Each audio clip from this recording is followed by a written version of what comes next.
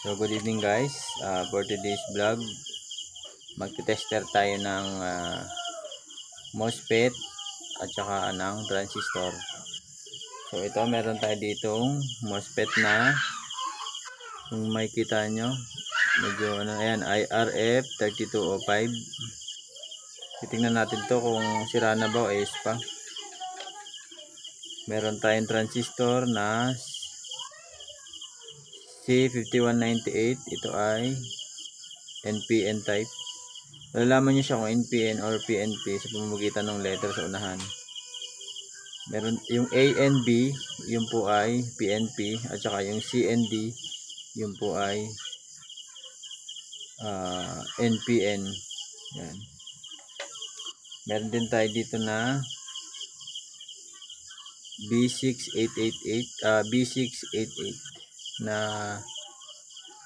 NPN PNP type to pag B. Yan. Meron din tayo na D718. Yan. Ito po ay NPN type. Ito po yung kadalasan na ginagamit sa scanner. Yan. So umpisa na natin. Tester natin. So dito muna tayo sa D718. So ang una natin gagawin guys, buksan muna natin ito. Itong ating tester. And then ilalagay natin dito sa 2K. Yan, dito yung ohms. Ohms ang susukatin natin dito. Yan, set lang natin kahit sa 2K ohms lang. And so ang una natin i-check itong D718. So dahil ito ay NPN type, ang kanyang base ay negative. So kung wala po kayong tester, ma-check nyo ang kanyang base collector emitter sa pamamagitan po ng pagharap nyo lang ng mga paa dito sa inyo. So bali ang magiging base nyan is itong nasa bandang kaliwa, yung gitna ay collector, yung nasa bandang kanan, ito po ang ating emitter. So kaya siya tinawag na NPN kasi ito pong kanyang base ay negative, ang kanyang gitna ay positive, at ang kanyang emitter ay negative. So yan, para ma-check natin itong test rod na black, ilalagay natin sa base negative. Yan. And then ilagay nyo yung positive rod dito sa ating collector. So ayan, nag-reading. So dapat ang base collector niyan at saka base emitter ay same ng load. Kung magkakaroon man ng diferensya, konti lang. Kasi pag masyadong malayo na ang diferensya niya, sira na po yan. Yan. So ayan o. 434. So same siya. So yan ay buo. Dapat pag binaliktad nyo po yan, itong negative na to, ilalagay nyo dito. Wala po dapat reading yan. Emitter to base, dapat walang reading.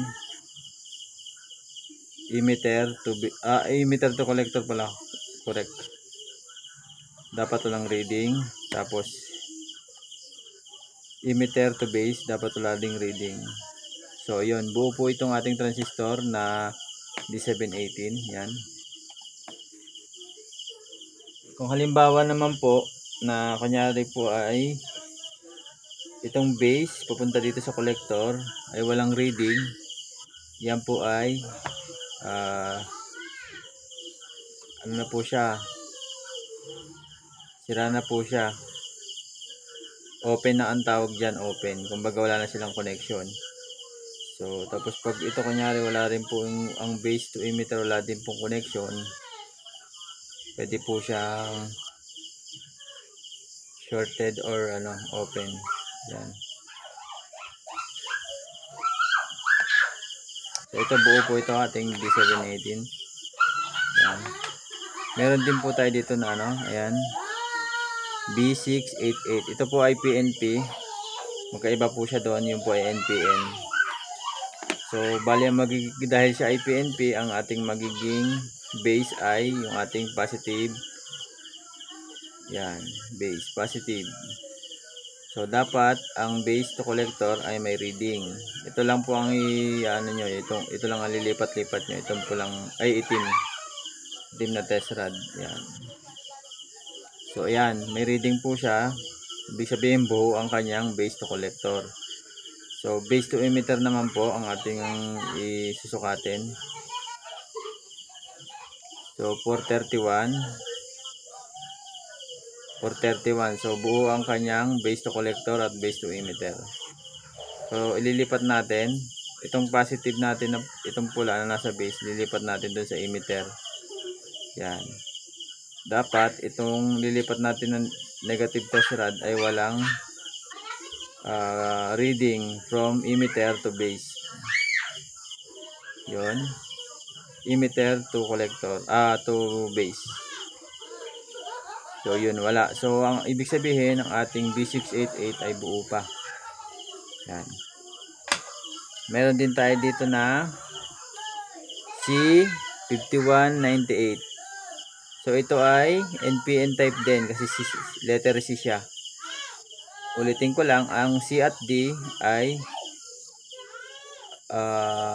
NPN type at saka yung A and B ay PNP type. So ito ay NPN type kasi letter C. So yan, para ma-check natin itong rod natin na itim, lagay natin sa base kasi ito ay NPN. So negative ang kanyang base. And then ilagay natin yung ating red rod dito sa ating collector. Tingnan natin po kung may reading. So ayun, may reading po siya na 429. Base to collector is 429. Base to emitter dapat parehas. Kung magkakaroon man ng konti lang dapat, o yun, 29 at 31. So konti lang ang diferensya, maaring buo pa ito. Yan. So tapos lilipat po natin itong negative rod or yung black dito sa emitter.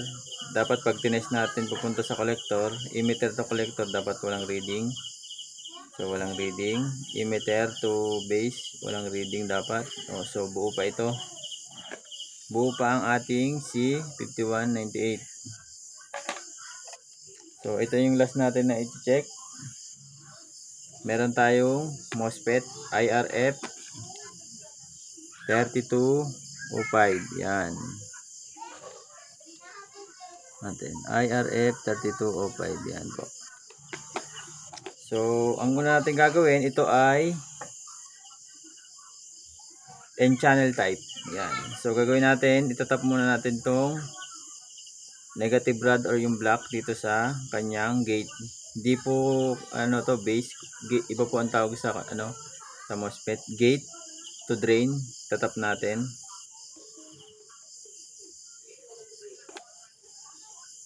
So, yan ay may reading na lahat. Yan. 473. Kabilain natin. So ayan, may reading din. So paano natin tanggalin ang reading? Gagalawin natin tong black na rod. Tatap natin dito sa ating gate.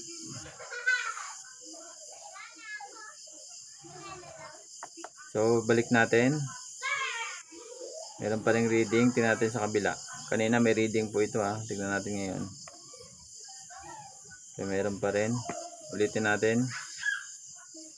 Tap natin ulit to ng dalawang beses. 1, 2, 3. Balik. So ayun, nawala na. Ibig sabihin nagka-calibrate pa siya. Yan.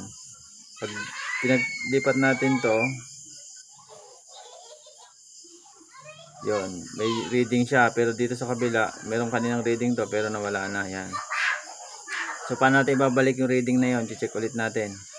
So itatap nyo itong black dito sa gate papunta sa drain. So yan, tap nyo lang ganyan, tap. And then lipat nyo yung black dito sa gitna, tapos yung red dito sa source, dito sa pinanghuling paa bandang kanan. So ayan, may reading. So baliktarin natin. May reading na ulit, di ba? Kanina nawala yan. Ulitin ulit natin. Bali itong black itatap lang natin dito sa ating bandang kaliwang paa. Yan, tap, tap, tap. So, ibalik natin. Reading. Reading. So, ulit-ulit. Hindi yan tap ulit natin ng bago. Tap, tap, tap. Ulit.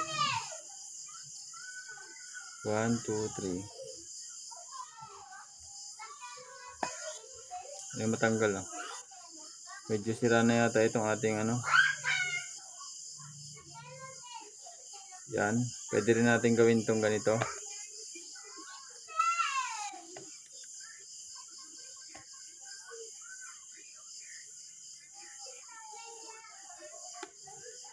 So, pwede natin gawin itong ganito.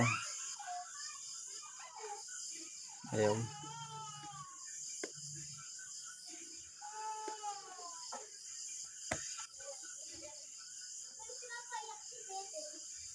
Galing natin yung reading. Tatap lang natin tong gate at saka drain. Babalik po sa 0 yan. Yun. So, ibig sabihin nagka-calibrate pa siya. So, ulitin natin. Tatap lang natin tong black tsaka red to. Black. Tap. Then, reading. So, yan, may reading na. So, may reading. Try natin ulit itap. 1, 2, 3. So, ulit. Meron. So, ang susubukan nyo lang is itong ganito. Dahil ito, ang gitna nito ay connected dito. Kaya dito nyo na lang ilagay. Lagay nyo dito. So, ayan. So,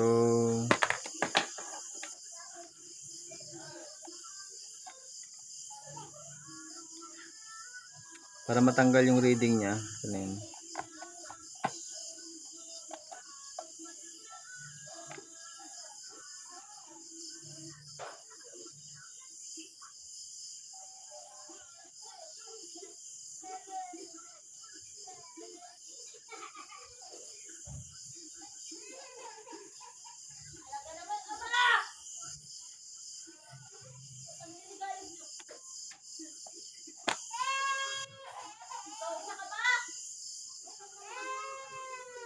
So, ito, ganito lang gagawin nyo.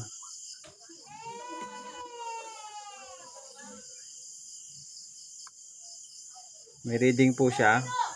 Tatap nyo lang itong gate at saka drain para malaman nyo kung siya ay ayos pa o hindi na. So, yan. Magbaback to 0 siya pagka natap nyo. Ang sira. Ayaw.